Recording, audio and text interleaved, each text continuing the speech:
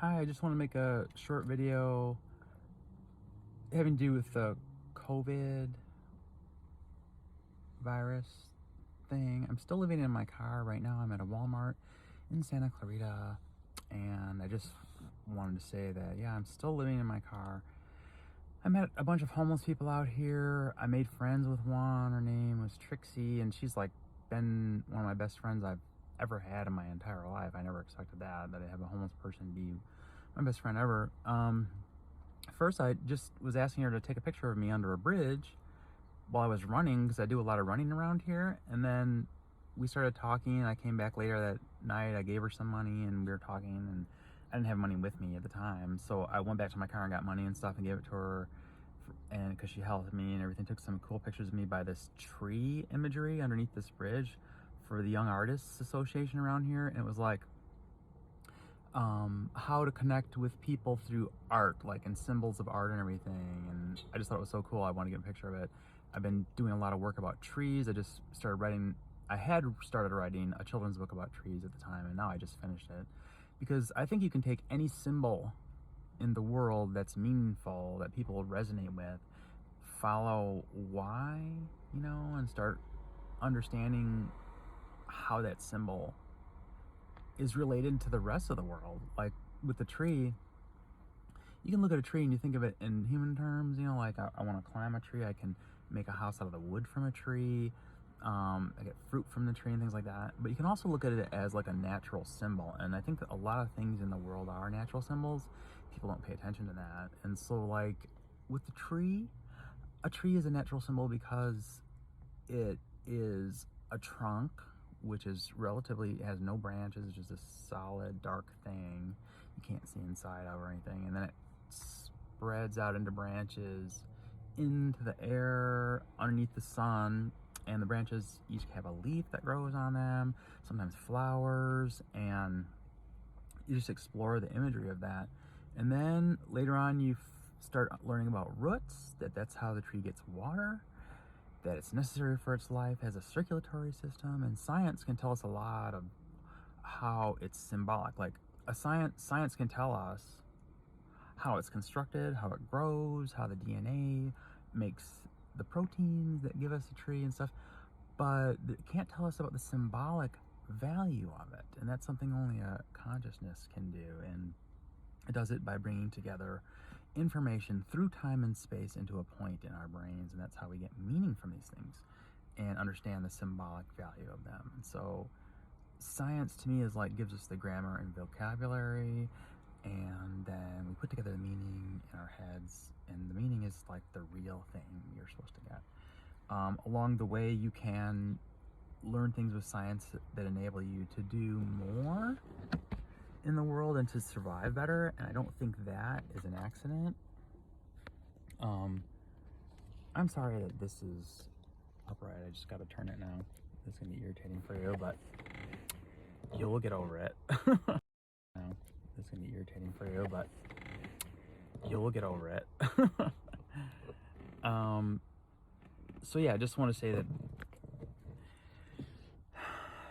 trees are a natural symbol, and so what you can do is think of it that way instead of just like in a scientific way, and you can understand more about the world we live in and the nature of information in it and lots of other natural symbols. So just like my shirt says, see the good in all things, you can also see the symbolic in all things too. And like a tree, like I said, you can look at the roots. The roots go down into the earth, and then that's where they get the water, and it's almost like a mirror image of the top of the tree, but it's in the dark.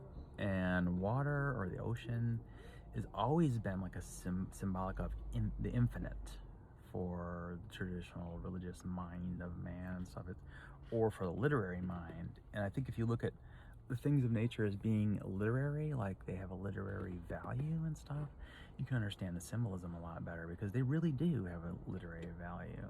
And if you put it together, a tree can be like a model of the universe and how it was formed. If you've seen my earlier videos, like the one about evolution, where I don't have any makeup on and I'm in a house, look horrible. That one can make a lot more sense, because you understand that a tree is a symbol of the universe, and I think every discrete entity within our reality that we use as a metaphor or analogy, as a concrete as like a abstract metaphor or analogy that has elements that allow it to be that, you can cordon it off as a natural symbol and realize that that is because it somehow symbolizes the universe, where the universe came from, how it develops, and it symbolizes it in a way that's less detailed than, say, science gives us and things, but it still is a symbol of the universe. It is the universe talking to us, or writing to us, if you look at it that way. But since it's living, I tend to think of it as talking. And some of the ways I look at like synchronicity, it's like talking, and the uncanny coincidences lining up in nature are like the universe talking. It's talking. So, and you can see it as writing when you look at a single thing, like a symbol, like a hieroglyphic. You put them together and it's talking, you know. So the hieroglyphic of the tree, an ant colony being a superorganism, is also a model of the universe in another way, like you get it from another way. And once you can look at things in many different ways, you see the reality behind it. So that's why it's important. But a tree is almost like the whole Big Bang story. It's like infinite possibility, the water underground, the roots going into infinite possibility, pulling out something that can survive through time long enough to branch out into life, which is the leaves, which are underneath a blue sky of sun, with the sun in it. They get energy from that, all going towards another unity, which is like consciousness. So it's like a perfect model of the path of life. So the tree is like life echoed within, you know, within the now. So it's like a reflection of consciousness, because consciousness does the same thing that a tree does, which is to bring together things through time and space to symbolize the overall pattern. And it's like very much like a hologram, but a hologram itself within reality is like the tree in that it roughly approximates how reality works. So when you see all these reflections of ultimate reality within reality, we can overcome the limitations of having just a human brain system to filter all this through, because we exist in like 3 dimensions, or 4 if you count, you know, time and stuff, but there are more dimensions. And so the way we can see those is the same way we see like the rest of the electromagnetic spectrum, is by using devices that we have constructed. And so when you look at the tree, you look at these things in there, and you realize they altogether they reflect something greater than exists in the now, then you can understand their meaning. And so it's just like when you look at squiggles on a paper in a book, and you understand that they represent something greater than exists in the now, of just the squiggles and the smashed wood pulp that's the paper, then you can start getting lost in it, and you travel somewhere in your mind where you forget the paper and the squiggles, and you realize there's something greater. So this is why I wrote a book about the tree that I'm going to be publishing. So I just wanted to mention that. I'm still homeless. And that's all for today. Thanks.